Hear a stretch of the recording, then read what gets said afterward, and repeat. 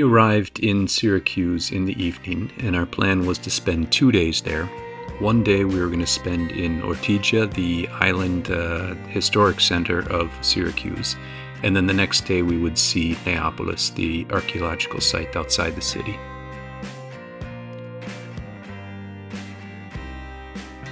The first priority for me whenever I enter a new city like this is to find a good, safe place to park the car.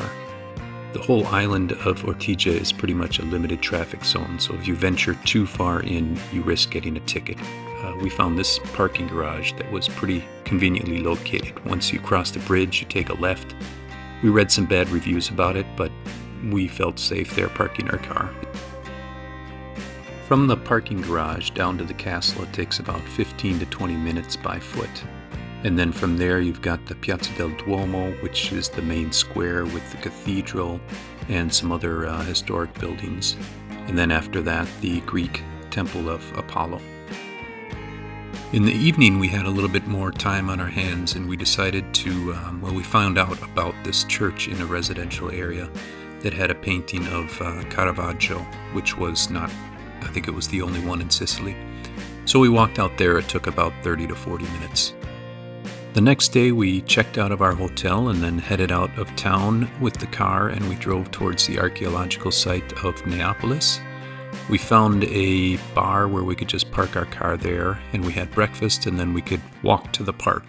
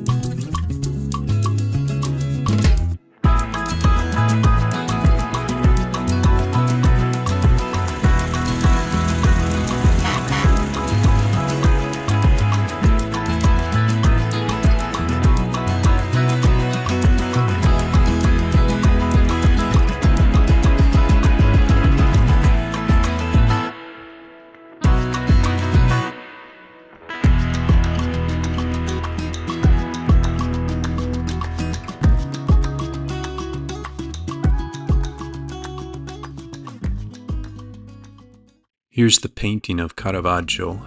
It shows the gravediggers burying Santa Lucia, and it's located in the church of Santa Lucia, which is in a residential area, a little off the beaten track. When we arrived at the church, it was all dark, and we thought it was closed and not visible, but it turns out there is a little machine on the left side of the altar, and you have to insert a euro there, and then you get to see the painting lit up for a couple minutes. This was my dinner for the evening. It was supposed to be 1 cannolo, and it turned out to be actually 1.5 because my daughter couldn't finish hers. I like the fact how much effort they put into the presentation here. It was almost just as exciting watching the unfolding and the unwrapping as it was eating the cannolo itself. But I did feel not very well later that evening. It wasn't because of the quality of the cannolo, it was just a little bit more than a responsible adult should have been eating at that point, I think.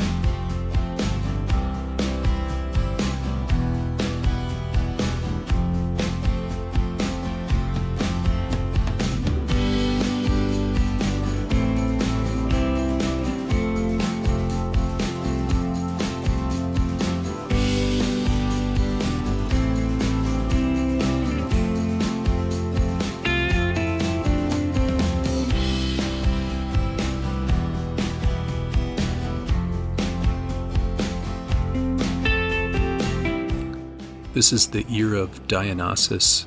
It's supposed to have special acoustical properties, and we had the luck of walking in right with a group of German tourists who kind of broke out in song and decided to test the acoustical properties. Too bad I couldn't get my phone out in time to capture that, though.